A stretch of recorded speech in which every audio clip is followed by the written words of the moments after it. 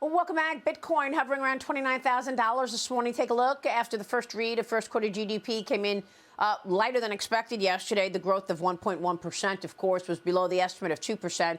A cryptocurrency down better than 56% from the all-time high on Bitcoin, certainly. Ethereum down 60%. Look at Litecoin down 76%. Joining me right now is Bitwise Asset Management's Chief Investment Officer, Matt Hougan. Matt, good to see you. What's your take on this move? Do you think Bitcoin can get to that 30,000 level once again? Why the huge declines over the last year? Absolutely, Maria. It's great to be back on. I definitely think we're going to get above that $30,000 level. I think we're eventually going to get to new all-time highs.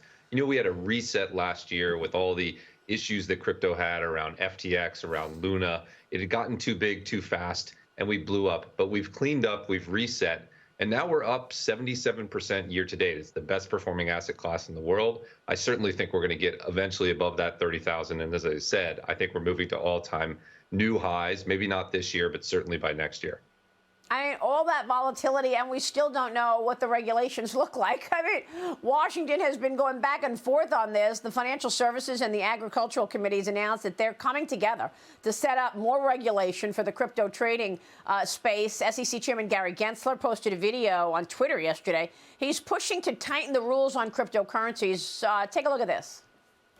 The lack of compliance by these crypto platforms means that you don't have basic investor protections. These are things like rule books and surveillance to prevent fraud manipulation. Right, so how come they can't be faster in terms of getting rules on the books so that we understand the guardrails here, Matt? It's incredible, right, Maria? This is the only industry in America that's begging for more regulation. We're asking for more rules, more clarity, so that the benefits can apply to the American people. And Gensler and the SEC are trying to apply these rules that were written in the 1930s to a technology in the 21st century. It doesn't work.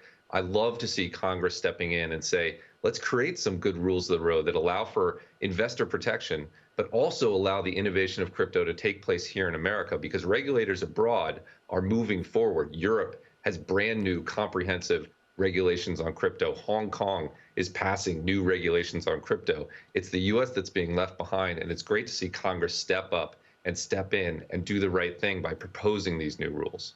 Yeah, maybe, but Kelly, jump in here, because I question whether or not they actually know what they're doing and they understand the market the way the market players and the participants actually do. Well, that's exactly right, Maria. That's my fear as well. And so I did want to get your perspective.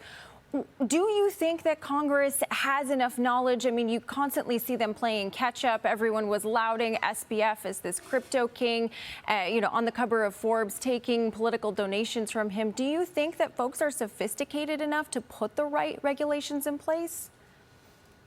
That's a great question, Kelly. Of course, there needs to be a dialogue with the people who are actually in the arena, with the crypto industry. But I think if you listened last week to the hearing between the House Sub-Financial Services Committee and Chairman Gensler, they were asking very informed questions. We need light regulation, but appropriate regulation. And I've actually been very pleased with what we've been hearing out of Congress. They're informed on crypto.